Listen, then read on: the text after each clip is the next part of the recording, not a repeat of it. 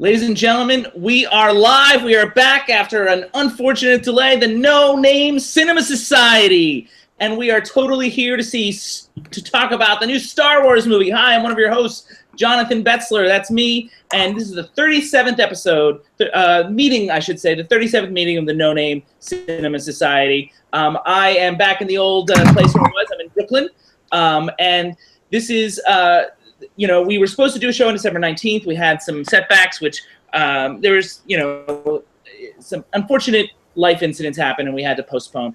But everything's okay, and we're back. We wanted to talk about Star Wars, the second December in a row, the second Star Wars movie.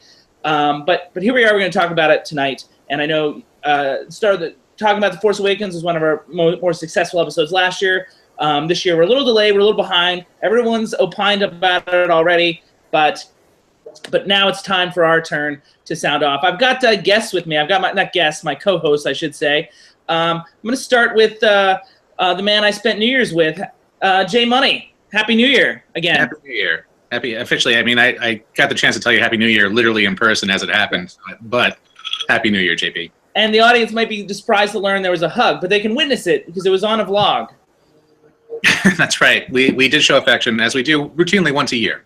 So that's right. Same day once a year. I had a fun night. Did you have fun? Yeah, it was a blurry night, but it was a lot of fun while it lasted. Well, I will say, Jay Money was supposed to go somewhere else. He was supposed to see a movie with us and then go somewhere else. And he was having so much fun, he decided to stay. So I'm honored by my friends. Yeah. So there you go. Fun friends. There you go. We've got someone else with us. Really, he's the boss. He's Davy Joe. Davy Joe, Happy New Year. Happy New Year, guys. You're back in Charlotte. I am. I'm sorry I missed you guys. It sounds like you guys had a good time. Davey, the one thing I want to talk about you about is for the second year in a row, you, in spite of having the first overall pick, you have finished last in fantasy football again. One of these years, I'm going to remember that we need two quarterbacks. Why do you do that, by the way? No one does that, two quarterbacks thing. Probably not next year, even though you'll have the first pick again. Are you gonna pick Reggie Bush with that first overall pick, or? He had a hell of a year, man. He had a hell of a year. Who do you like? The playoffs start this weekend. Who do you like? I'll tell you what. I like anyone that isn't the Cowboys, Giants, or Patriots. So. If it were me, I'm predicting a Seahawks Patriots rematch. That's what I'm predicting. All right. And Jay Money agrees with me. Yeah. Jay Money, let's do the Jayhawks. It's time for the evening schedule. You want to pull that up for me so that I can get the audience a better view of that? Of course, my lower third's gone. You've been used to this now the past few episodes. My lower third doesn't work. I can't show pictures, so Jay Money is in charge of showing pictures. There you can see our schedule for the evening that we've been promoting. Rogue One is what we're about to talk about now, followed by Indie Spotlight, Young Adult. We're doing indies from 2011. Biggie, a big one for the classic 75th anniversary of Citizen Kane. And we don't have diatribes in the sound off. We're going to have a tweet beat. I'm going to have a top 5 unlikable heroes or unlikable protagonists. And I've got some special announcements coming up on the sound off. And that's the end of the evening, our freeform segment. All right, so let's pull up for our summary. We're a little behind already. Let's pull up the Captain and Tennille and robot picture, if we could. And I'm excited, guys, because the audience may not know this, because only a handful of you watch us live, but we do have some viewers now, which I'm excited about. But the last time we did this show, all night, for the first time ever, we were on time the whole night. You remember that, Davey? I do. Okay. There you go. There's my cut to Davey. And now the photo. Awesome. All right, so this is Rogue One. We're about to talk about Rogue One. An Imperial pilot defects with a message for the Rebel Alliance, a message from a scientist who has designed a super weapon. The brass of the rebellion are worried that it's a trap, so it's up to this ragtag team of spies and outlaws, including the scientist's daughter, to go on a dangerous mission to steal the plans to what they find out is called the Death Star, and they can figure out how to exploit a weakness, if there is one, to the Death Star. How's that summary, gentlemen? Yeah. That you don't have to see the movie now. Everybody knows what happened. Did I overdo it? No, it's perfect. Okay. Davy Joe, you tend to be more biased about these things, so I'll let you go first. Could you feel like you can't see this objectively? Is that right? I'm sorry, you broke up there. I said you feel like you can't see this objectively, right? Well, I this one maybe a little more. I won't get into it, but given the ending, I don't know if I can anymore. But when I saw it, I think I could. Okay. So opening thoughts. It was pretty much exactly what I was looking for. Okay, J Money. Yeah, it's interesting because I feel like last year I was troubled because I realized I wasn't necessarily a fan of Star Wars as much as I used to be based on the new movie. This time I liked the movie, but I didn't think it felt very Star Warsy, which actually works better in my favor based on what I just said. So I like the movie more, but I don't understand that at all. But I mean, really, you guys liked the Star Wars movie again? I can't believe this. Especially because I also liked the Star Wars movie finally. And the thing that I was thinking, J Money and I saw it together, and the thing I kept thinking is, finally, this is yes, to JV's point, it's exactly what I was looking for. And a couple people said this when J Money and I went out, and I thought it as well, and I didn't want to say anything because I want them to watch the show. Somebody said this, that it's the best Star Wars movie since Empire. And I agree. And out of all 7, I say it's number 2. And we can talk about that. Mm-hmm. And both of the people that we saw it with were pretty positive. When you say J Money, they were pretty effusive in their praise. Yeah, no, everybody we saw it with definitely thought it was a pretty good movie overall. I mean, I would even go so far as to call it a great movie.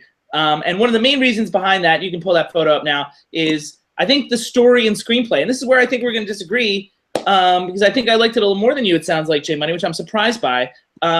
I thought that the film, while original, I feel like it did maintain the spirit and operating within the world of Star Wars. This is sort of what I wanted from Force Awakens. Like, I wanted the consistency of the world, and I felt that.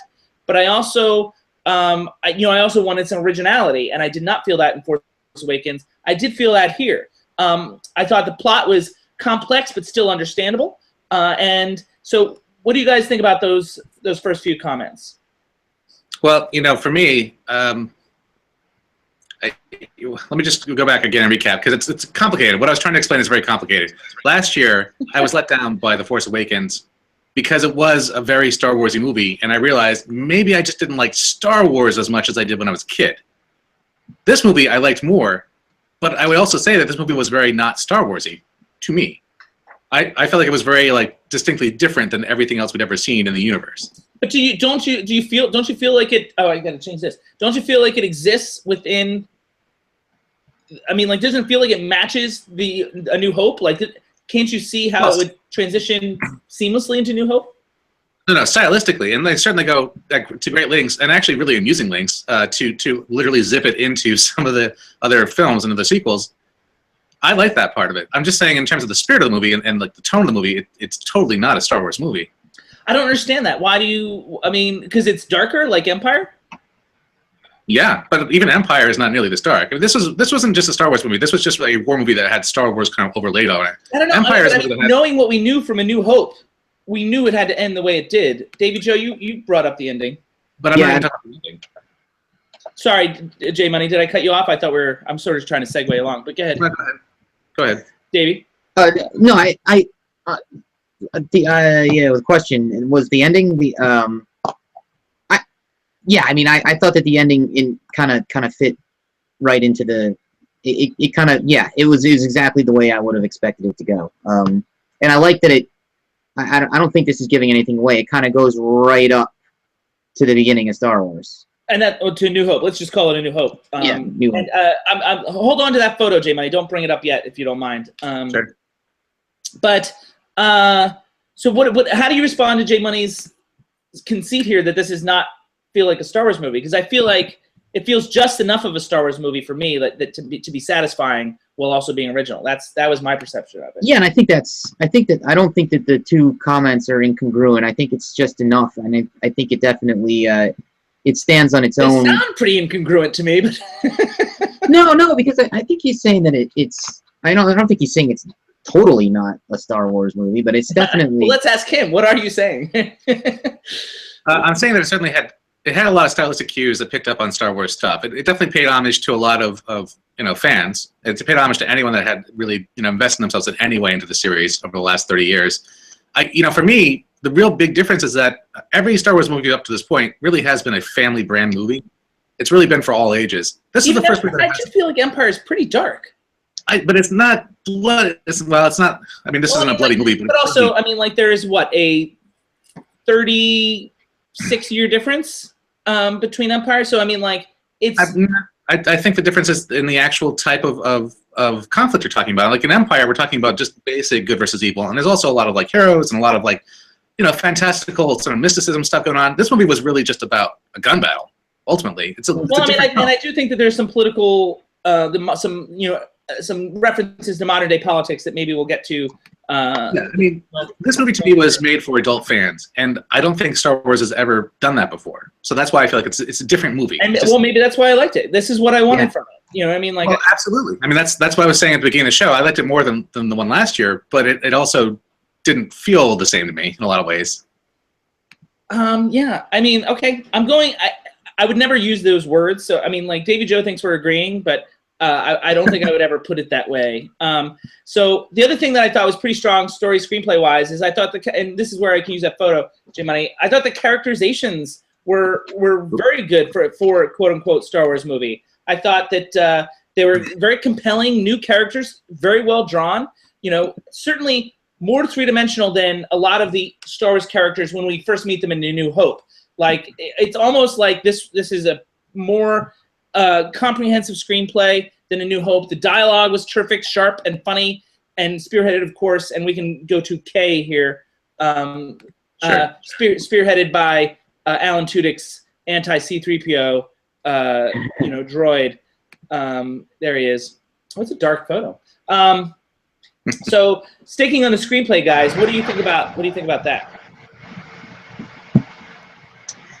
I think there are some issues early on. I think maybe it could have been a little tighter. How so? I just think that I know we're jumping around from planet to planet, and that's kind of necessary. But I just wonder if we could have taken care of some of that if we'd have just gone with the standard scroll. My only real complaint about you missed the scroll because it wasn't one of the officials. Is it not part of the official trilogy? Because I didn't need a scroll, but looking back on it, I think maybe we could have. Maybe it would have helped. I feel like that's okay. I feel like that's more of a. But basic script choice. Basically, but what I'm saying is they might have been able to tighten it up in the beginning. I think that there's a point in the first half hour or so where it's kind of a bit of a slog. I think it's establishing it. I mean, like it left me enough breadcrumbs to be interested. But you're jumping ahead of me because I had asked about characterizations and dialogue and how you felt about those. I was definitely talking about the screenplay. No, I'm sorry. The characterization. It's funny is I liked it and I'm going to say the exact opposite of what you said. Is I didn't want too much, and I didn't get too much. I wanted this is a one and done. I don't want to get too in depth with these characters. No, but I mean, I feel like I got to know them enough for the sake of the story. Just enough, and not anymore. And that's what I liked about it. I didn't need more than that. J Money, anything on that? Yeah, I don't think I feel quite as strongly about it as you guys, or maybe just you do, JB, but I agree with the overall point. I mean, I think the characters in general were more compelling because in a lot of ways we saw a lot more flawed characters. I mean, all the protagonists in this movie had problems in some way, and I think that was kind of an enjoyable take on characters in Star Wars. We don't really get a chance to see that much. And, like to your point, it's a more sophisticated movie. There was just more sophisticated, dialogue. There was more sophisticated themes. Mm-hmm. There was certainly a lot more loss in it. So I think that all translates. It's almost like when Marvel figured out with Iron Man not to make these movies for kids, and kids will enjoy them. Like if they make the movies smarter with good directors, it'll be almost, to get Republican on you for a second, it'll be a trickle-down effect to some degree. If the adults can get behind it, the kids will too, and they'll don't talk down to if you're doing a movie for kids, don't talk down to them. You know what I mean? Like the Toy Stories or up. You know, like essentially these movies are made for adults, and that's why they're successful all around. Yeah, but I mean, I think they're starting to cut off for like an age that's appropriate for this movie. Like, I wouldn't take a 7-year-old to this movie. No, it's PG-13, isn't it? I believe it's the first PG-13 Star Wars movie, isn't it? PG-13. Yeah. Oh, the last one, I think wasn't the last one? I don't know. You can look it up. You might be right. I'm remembering wrong. I try to block out Force Awakens as much as humanly possible. I have like a minute to talk about direction here. And I was really impressed with Gareth Edwards. I had not seen Godzilla. I assume you had, Davy Joe. Yeah. But I thought, and we can get Blind Battle up. I thought that the action was extremely well choreographed. I thought that it was extremely visually compelling. I loved that they used the practical effects and how varied the shots were. I also appreciate how the tone and everything. It felt reverent to the original series in a good way. There's lots of loving homage shots. If you can pull up Deja Vu right now. You're making me skip over things now.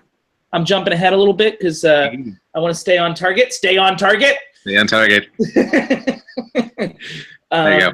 Here we go. It's coming up. There it is. There's a lot of deja vu kind of shots like that. And recreating the world of the episode were lots of fun Easter eggs that I can't remember them all right now because because we were so delayed. I can't remember what they were. So based on that, and so I don't want to fall too far behind, but how do you guys feel about, you know, Gareth Edwards' work here based on the things that I was just mentioning? Yeah, I think he did a really nice job of tying stuff together without seeming too heavy-handed about it for the most part. I mean, there are some of the Easter eggs that I think you're referring to are like cutting in scenes or little blips from different parts of the movies we've already seen. That was people in the background or stuff, like little stuff. There's a lot of referencing that didn't feel quite as annoying as it did in Force Awakens, for instance. This is a really heavy, chunky movie. I mean, he had to deal with so many characters. He had to deal with so many different storylines. There was a lot of That's why I think it's a pretty strong accomplishment. I mean, like, in Force Awakens got so many Oscar nominations last year, but Rogue One feels so much more accomplished. Davy Joe, anything on direction before I move on? Some of the kind of cameo things felt a little forced, felt a little shoehorned. I don't really disagree, but I don't really care. But I mean, like the two guys in the cantina. I did have a question about that. The two guys that reappeared from the cantina, because where they appeared, that place is about to be destroyed, and then we're going to see them in the cantina like in about a month's time. That I have a question about that, but I'm sure they figured it out and I just missed it. Maybe. But all right, so I wanted to ask you guys. We're running behind now. Real quick, can you tell me how you feel about the Medusa technology? No, yeah. I do not feel good about that Medusa technology. I do not. Okay. I'm on the fence. Davy Joe? I have some ethical problems with that. Okay, so you're taking a legal point of view. There is some ethical issues because essentially, I mean, like, now the states signed off on this, though. Yeah. I mean, Carrie Fisher was still alive at the time, and I don't even know what to say about that. But I mean, obviously Peter Cushing was not, and his estates agreed to it. So ethically, they did right by those people. Yeah. No, I don't. I don't have a problem with the.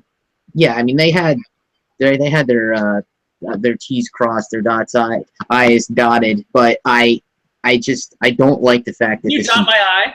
I don't like that this can happen. I mean, wow. They can. Why do we need actors anymore? We can just have a movie with Laurence Olivier and Harrison Ford together. Well, not only that, like, you could be framed for anything now, man. Like, it's over. I mean, like, yeah, and even beyond. Let me take the other side of that, because even beyond the ethical issues, the technology is just not there yet. It was very distracting to me. Oh, okay, so you actually thought? I mean, I thought it was pretty close. I'm more with Davey. I'm like, I don't know how I feel about it, like, emotionally, but they were putting characters in the background, and they were kind of like, off to the side, and they were maybe moving quick. Wouldn't be a problem if they have close-ups with monologue. Yeah, no, they didn't hide it. They were pretty ballsy with it. I mean, I'm impressed with the ballsiness, but I mean, like, it's like close, but not quite there. It's still a little uncanny. It's not quite. No, I get it. And it's all the more. It's more obvious. I mean, when they actually pair them with live actors, it's really obvious, and that's really distracting. Okay, so that's a big problem. That's a big problem. Yeah. All right, at the risk of falling behind, pull up occupation for me, the photo occupation. because we don't have a lot of time to talk about this because we are going to potentially fall behind for the Indie Spotlight. So I did want to talk to you guys about some of the potential, modern politics that are woven throughout this particular screenplay. I mean, like things that I thought about is, imperialism and nation building. Like Jedha felt like Baghdad, which sort of puts, which makes the U.S. the empire and not really like the initial empire was supposed to be Nazi Germany, sort of a reflection of Nazi Germany. But now this sort of imagery made me think of the U.S. as sort of the bad guy in this scenario. Other things that I was thinking about in terms of modern politics is data security, like IP, like, I'm not joking. I mean, like, I think that's a legitimate thing. I mean, I guess I thought that whole plot line was kind of ridiculous, frankly. I mean, okay. So what do you think? Am I off on this Baghdad U.S. empire nation building? No, the U.S. empire thing, I totally agree. I mean, they very consciously, I think, mimicked plenty of footage we've seen from invading forces in Iraq, Afghanistan, everything for the last 10 years. Mm-hmm. The IP stuff, that was clearly something relevant to the times. I just thought that as a plot line was kind of silly. Except that, I mean, I don't know. I mean, like, it's what it needed to be. Like, we knew they had to steal the plans. We knew that from A New Hope. So, I mean, like, I would say it's the equivalent of like the computer virus in Independence Day back in the 90s. It was a very timely and almost kind of ridiculous sort of way of using it. But it is relevant, certainly. And I think it's interesting. It's an interesting Joe, I got to wrap things up. Do you have anything on that? Nah. Just wrap it up. Great. All right. We don't have a graphic for it, but our next modern movie, our next current feature is going to be Live by Night, a movie I saw in July, and we're going to talk about it. And it's opening in theaters in January 14th. It's a 2016 release.